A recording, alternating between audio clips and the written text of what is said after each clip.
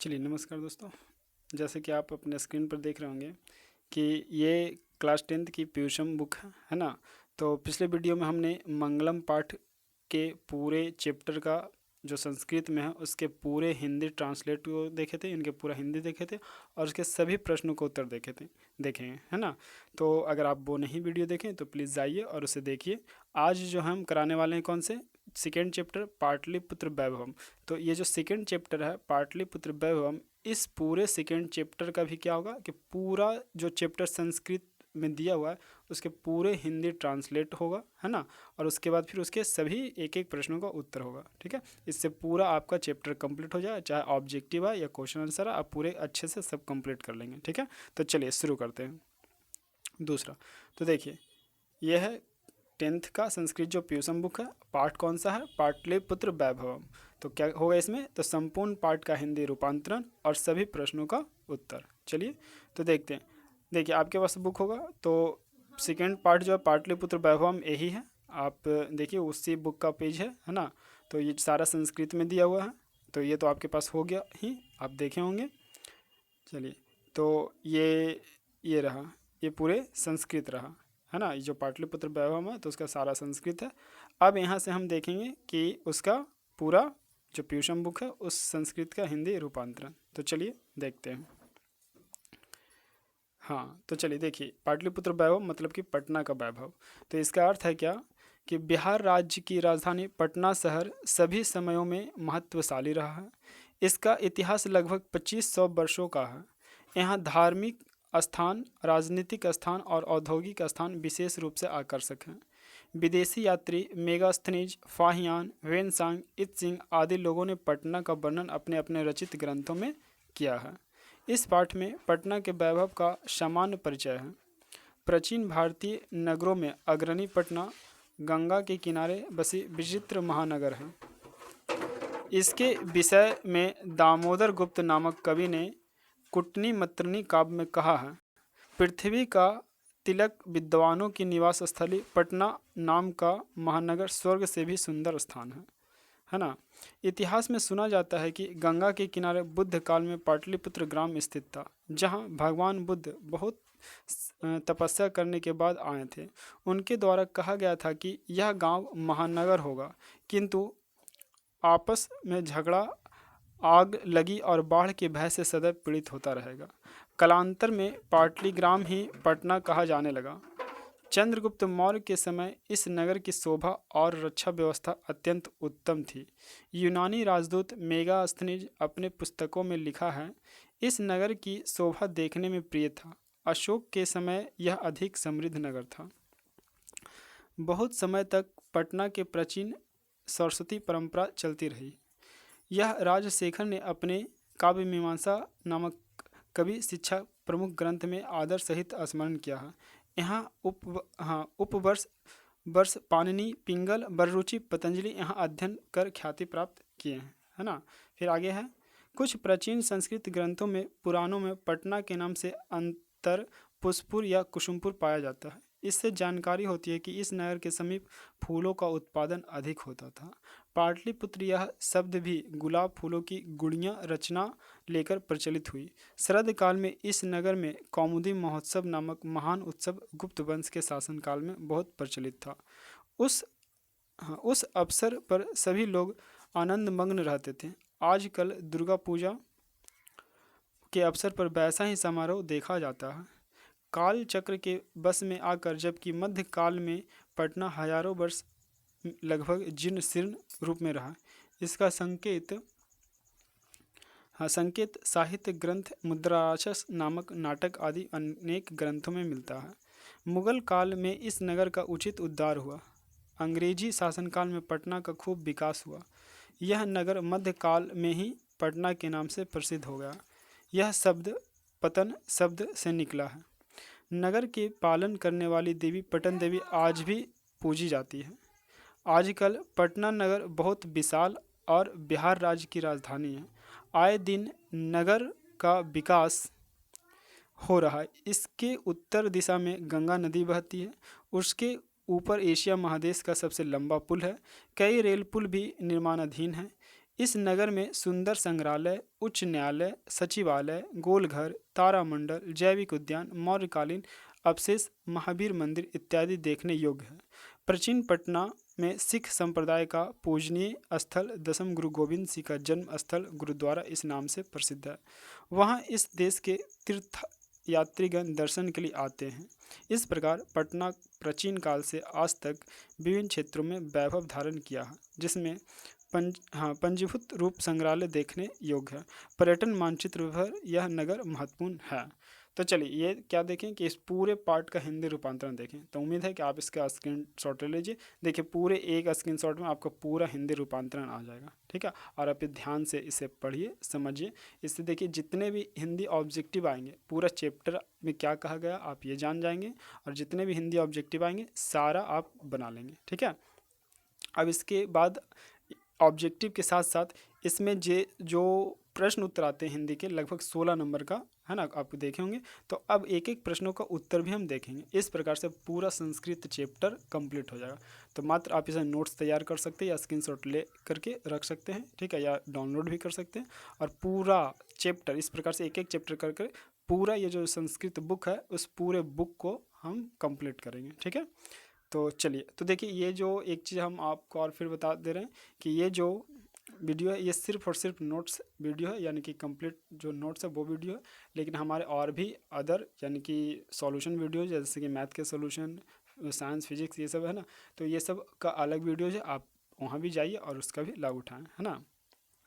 चलिए तो देखते हैं कि इसके प्रश्न उत्तर को देखते हैं। पाटलिपुत्र वैभव, तो देखिए इसके प्रश्न उत्तर को देखते हैं। पहला प्रश्न, भगवान बुद्ध ने पटना यानी कि पाटलीग्राम के बारे में क्या कहा था? तो आंसर है, भगवान बुद्ध ने पाटलीग्राम के बारे में कहा था कि यह गांव महानगर होगा, लेकिन यह नगर परस्पर लड़ाई, आग और बाढ़ के भय से सदैव पीड़ित होता रहेगा। कालांतर में पाटलीग्राम को ही पटना कहा जाने लगा। बुद्ध की कही गई ये बातें सत्य हो रही है। लोग आज भी आग और बाढ़ से प्रभावित हैं, है ना। चलिए नेक्स्ट दूसरा प्रश्न, पाटलिपुत्र नगर की प्राचीनता का वर्णन करें। तो आंसर है, पाटलिपुत्र नगर की प्राचीनता का इतिहास 2500 वर्षों से चला आ रहा है। विदेशी यात्री मेगास्थनीज, फाहियान, हुएनसांग, इत्सिंग आदि ने अपने स्मरणों में यहाँ की अनेक समस्याओं का वर्णन किया है। दामोदर गुप्त के अनुसार यह नगरी स्वर्ग से भी सुंदर थी। चंद्रगुप्त मौर्य के समय इस नगर की रक्षा व्यवस्था काफ़ी मजबूत थी। अशोक के समय इस नगर का वैभव और अधिक समृद्ध हुआ। नेक्स्ट तीसरा प्रश्न देखिए, करा लेखक धार्मिक दृष्टिकोण से पटना के विषय में क्या कहना चाहते हैं? तो आंसर है, लेखक का कहना है कि पटना प्राचीन काल से ही धार्मिक नगर रहा है। आज भी नगर की पालिका देवी पटन देवी के नाम से जानी जाती है। सिखों के लिए पूजनीय स्थल विश्व प्रसिद्ध गुरुद्वारा यहीं अवस्थित है तथा प्राचीन काल के में यहाँ के लोग आनंद मग्न होकर कौमुदी महोत्सव का आयोजन आज के दुर्गा पूजा की भांति करते थे। नेक्स्ट 4 नंबर प्रश्न देखिए, कवि दामोदर गुप्त के अनुसार पाटलिपुत्र कैसा नगर है? तो आंसर है, कवि दामोदर गुप्त ने पाटलिपुत्र की प्रशंसा की है। उनके अनुसार पाटलिपुत्र महानगर पृथ्वी पर बसे नगरों में श्रेष्ठ है। यहाँ सरस्वती के वंशज यानी विद्वान लोग बसते हैं। कवि ने इस महानगर की तुलना इंद्र की स्वर्ग नगरी से की है। गंगा नदी के किनारे अवस्थित होने के कारण यहाँ के लोग स्वस्थ हैं, है ना। तो ये 4 नंबर प्रश्न। नेक्स्ट 5 नंबर प्रश्न देखिए, है ना। टोटल इसमें 9 प्रश्न है। चंद्रगुप्त मौर्य तथा अशोक के समय पाटलिपुत्र कैसा नगर था? तो चंद्रगुप्त मौर्य के समय पाटलिपुत्र की रक्षा व्यवस्था काफ़ी मजबूत थी। यह सुंदर नगर था। अशोक के शासनकाल में इस नगर का वैभव और अधिक समृद्ध हुआ। एक यूनानी राजदूत ने अपनी पुस्तक में इसकी चर्चा की है। उन्होंने लिखा है कि यह नगर दर्शनीय है। नेक्स्ट 6 नंबर प्रश्न देखिए, लेखक के विचार में प्राचीन काल से आज तक पाटलिपुत्र किस प्रकार का नगर रहा? तो आंसर है, लेखक के विचार में पाटलिपुत्र का सभी कालों में अत्यधिक महत्व रहा है।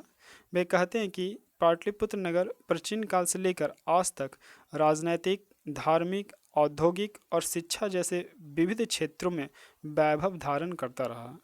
पाटलिपुत्र का वर्णन कई विदेशी यात्रियों ने अपने संस्मरणों में किया है। नेक्स्ट 7 नंबर प्रश्न, शिक्षा के संबंध में पाटलिपुत्र वैभव पाठ में लेखक के क्या विचार हैं? तो आंसर है, प्रस्तुत पाठ में लेखक ने बताया है कि सरस्वती के वंशज पाटलिपुत्र में रहते थे। राजशेखर कवि के अनुसार पाणिनि, पिंगल, बररुचि आदि महान विद्वानों की परीक्षा यहाँ ली गई थी। इससे ज्ञात होता है कि प्राचीन पाटलिपुत्र शिक्षा का एक महान केंद्र था। ठीक है, चलिए नेक्स्ट 8 नंबर प्रश्न देखते हैं। कर लेखक पाटलिपुत्र वैभवम पाठ से हमें क्या संदेश देना चाहते हैं? तो आंसर है, लेखक का कहना है कि प्राचीन काल में पाटलिपुत्र एक महान नगर था जहां सुख सुविधा, शिक्षा, वैभव और समृद्धि थी। मध्यकाल में इसकी स्थिति ठीक नहीं थी। मुगल काल में तथा अंग्रेजों के शासनकाल में इस नगर का पुनः उद्धार हुआ।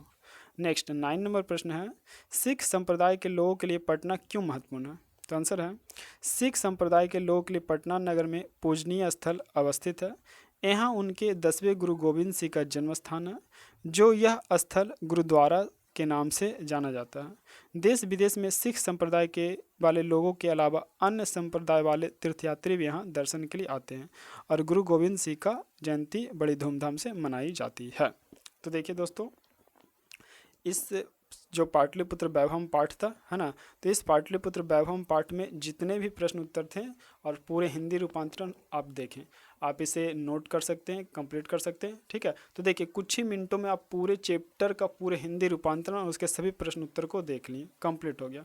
तो इसलिए आप टाइम वेस्ट ना करें, आप देखिए हमारे यूट्यूब चैनल पर पूरे 1-2 चैप्टर नहीं बल्कि पूरे बुक का वीडियो कंटिन्यू है ना।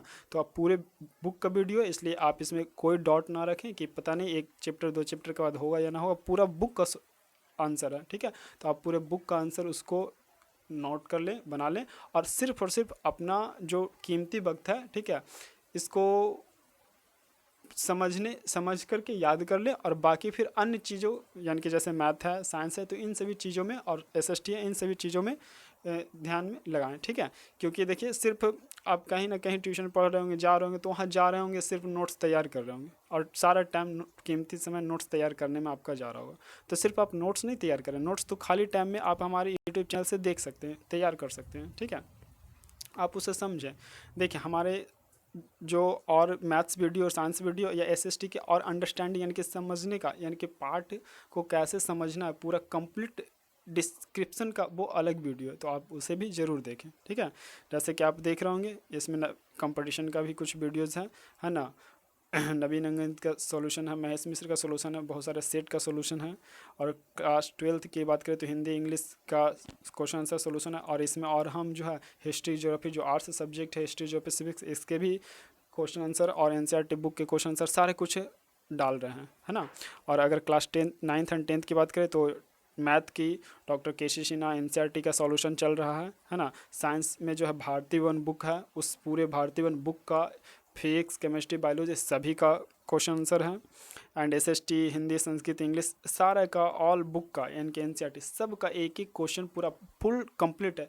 यानी कि आपका 10th का 12th का इस पूरा 1-2 चैप्टर छोड़िए, बुक छोड़िए, पूरा होल सिलेबस ही कंप्लीट है हमारे चैनल पर। तो आप उसे बिल्कुल सब्सक्राइब करें और पूरा कंप्लीट वीडियो को आप उससे पूरी तैयारी आप कर सकते हैं। ठीक है, समझ सकते हैं। और मैथ का सॉल्यूशन का तो वीडियो अलग है ही। ठीक है, तो आप उसे देखिए, पूरा बेस्ट क्वालिटी वीडियो जो है हमारे चैनल पर उपलब्ध है, आप देख रहे हैं और उसका लाभ उठाएं। ठीक है, चलिए। और उसके बाद सबसे इम्पोर्टेंट एक चीज़ और कि ये जो नेक्स्ट एग्ज़ाम जो होने वाला है मैट्रिक जो 2022 में, तो मार्केट में जितने भी उपलब्ध नए नए मॉडल सेट होंगे, जैसे कि A1 के, टारगेट या आलोक या जितने भी मॉडल सेट होंगे, ब्रिलियंट, तो सारे मॉडल सेट का सॉल्यूशन भी कराया जाएगा। ठीक है, तो आप जो है चैनल को सब्सक्राइब कर लें, नोटिफिकेशन ऑन कर लें, ताकि जैसे ही हम उसका सॉल्यूशन डालें आपके पास तुरंत पहुंच जाए। Okay, thank you.